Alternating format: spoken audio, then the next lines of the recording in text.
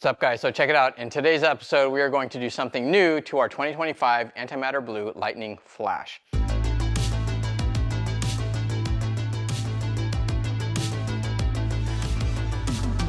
So what we've done so far is we put the smart cap on it. So we'll show you some videos of that. We pulled that off of our old Lightning, our old XLT. We PPF the front end, did window tint, and I got an impact bed mat for the rear. So I love having those. I think it's one of the best things you can do, jumping in and out. Even though this has a spray and bed liner, I wanted to get a bed mat because I put one of those in all of my trucks. It's super helpful because it doesn't hurt your knees when you're jumping in and out of the truck or loading it or whatever. And then if you end up going out somewhere like to the beach or you go, other places with the kids, you can just get back there. It's nice and soft, it's padded, and it's an impact bed liner. So, it actually will take a lot of abuse. So those are things I've done so far. Now what we're gonna do is we're gonna take these 40,000 mile tires that came off of Tim's Rivian R1T and then his R1S. I'm gonna put these on the Lightning. So since these are just sitting around, he already got some brand new AT4Ws from Falcon Tires for Electrify Expo that happened a couple months ago.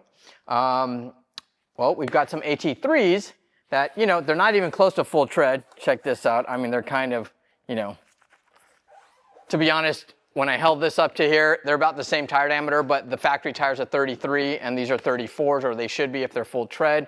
I'll go ahead and show you guys that now. This is gonna be a proof of concept. We figured that we'd see how much clearance we have. We're gonna put these on the factory 20-inch wheels, and we'll get to see what kind of clearances we have by turning the steering wheel, front and back of the tire.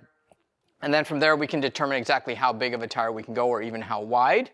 And then, if we get lucky, we'll get some new wheels, or maybe we won't. I know that if you retain a high offset, like these factory wheels, you can actually run 35s without having to worry about any trimming or anything. But as soon as you start going to those lower offsets, like 20 millimeter offsets or lower, then you'll run into some clearance issues when you want to run 34s or 35s, let's say. So check this out. As of right now, it's probably about only a ½ inch taller in diameter.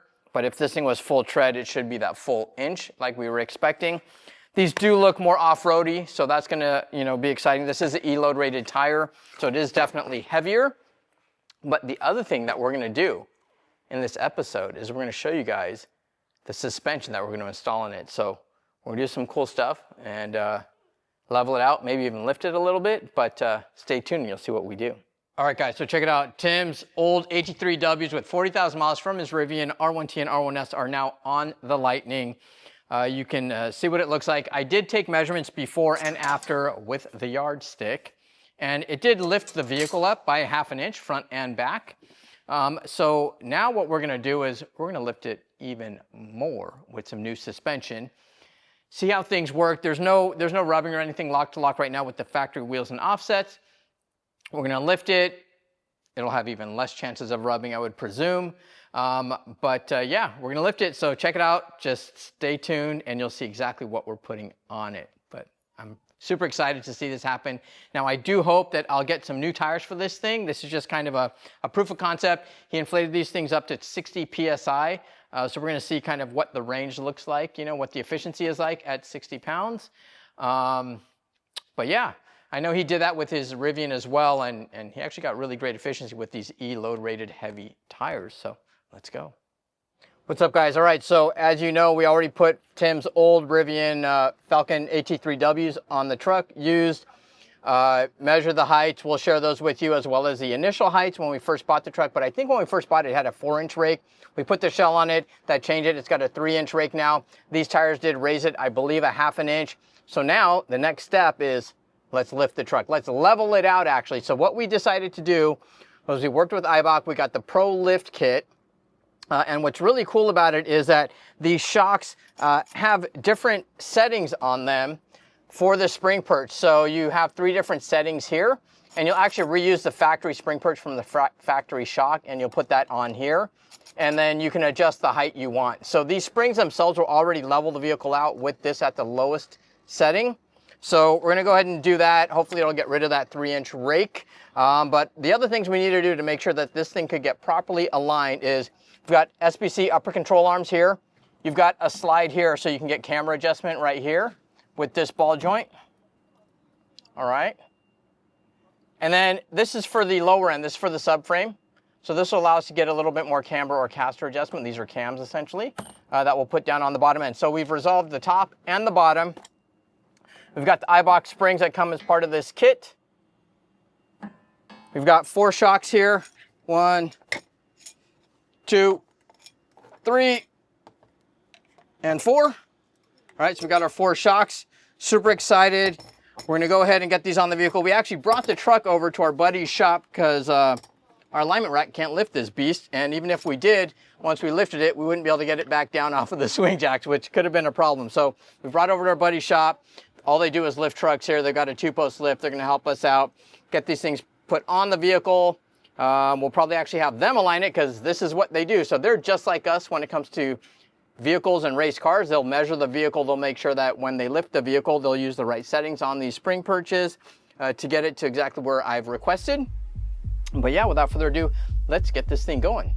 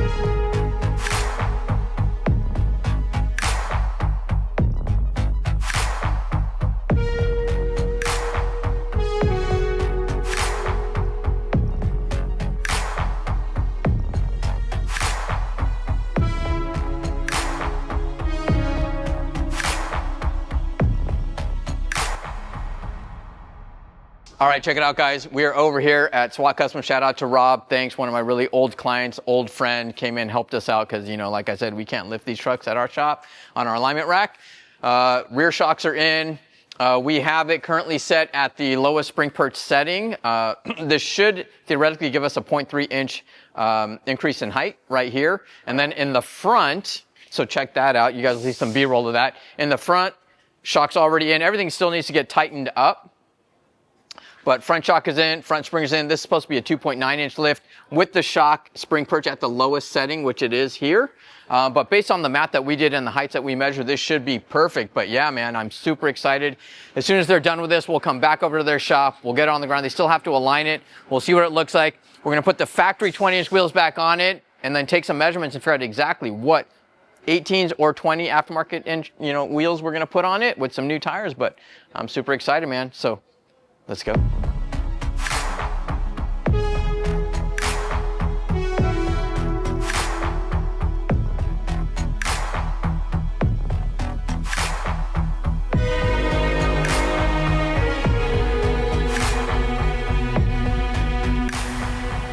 All right, guys, check it out. It's all done. Shout out to Rob at SWAT Customs and his team over there. But look at it. Look at this. 1, 2, almost 3 fists. All right, we're gonna take it back to our shop, put on our rack, get some measurements. We'll compare before and after, but you can see, and you'll probably see it in the B-roll, we got the SPC upper control arms here. It helps correct suspension geometry. We've got some cams on the bottom here as well, so you get adjustments top and bottom.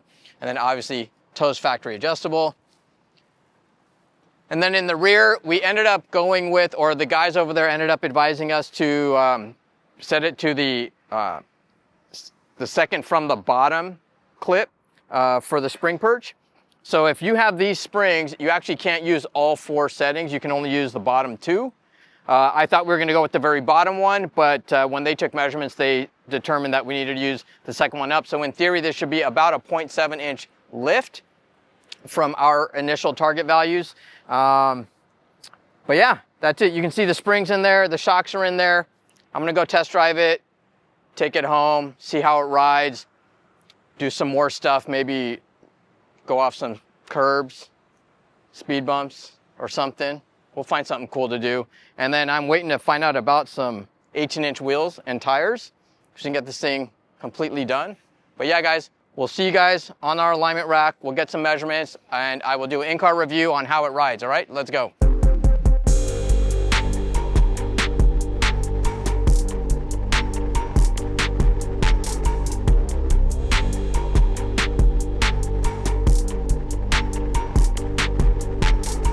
All right, guys, we are back at the shop, and we are gonna get some measurements. So I've already written down on the board, our special and favorite whiteboard, exactly where we were before. So take a look here. So completely stock from the factory with brand new springs. We were at 37 inches from ground to fender in the front. We were at 41 inches in the rear. So we had a 4-inch rake, like I mentioned in the previous video. Then we put on the shell, and it lifted the front of the vehicle up 3/4 of an inch, and it lowered the rear of the vehicle 1/4 of an inch. All right, so it kind of, you know, did this a little bit.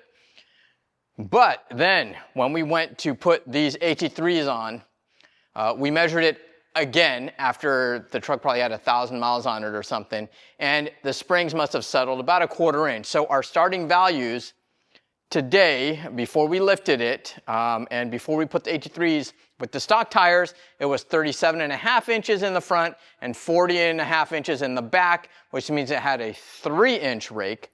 So the shell effectively leveled it out by 1 inch. All right. Then we went to the AT3s. That raised the whole vehicle up 1/2 inch. So that's Tim's old tires, his 34s. So that is a factory Rivian tire size, 275/65/20, that we put on the factory 20-inch flash wheels. Then we went ahead and lifted it with the Eibach springs. So I still don't even know what the height's gonna be. We're gonna lift this thing up. I'm gonna get some measurements with our handy dandy yardstick. And let's see where we're at. It's about all I can do because, you know, I'm a little guy. Man, I tell you, doing about a 3-inch lift on this thing and trying to get in the front this morning with my gear was a challenge. It's 3 inches is a lot. 3 inches is a lot. All right, so I probably should have got my dang glasses. Okay, I'll be right back. I need my glasses. All right, I'm back. And I'm just not gonna do the yardstick because I just can't see it. So let's just go right here. So this is the bottom of the fender right here, 41.5 inches. All right, let's go to the back.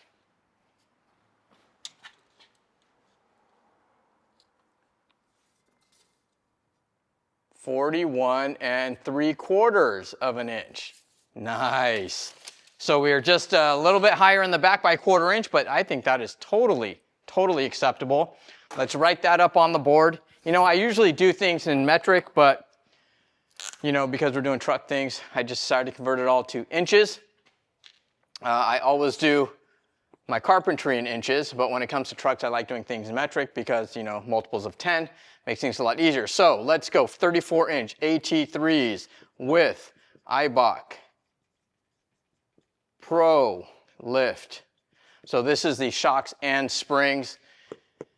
We had, we had 40, son of a gun. This is what happens when you get old. All right, 41.5 and 41 3/4. Let's go. 41.5 inches, 41.75 inches, front and rear. We started at 38, we ended up at 41.5. So as of right now, we did a 3.5-inch lift in the front, and we did a 0.25-inch lift in the rear.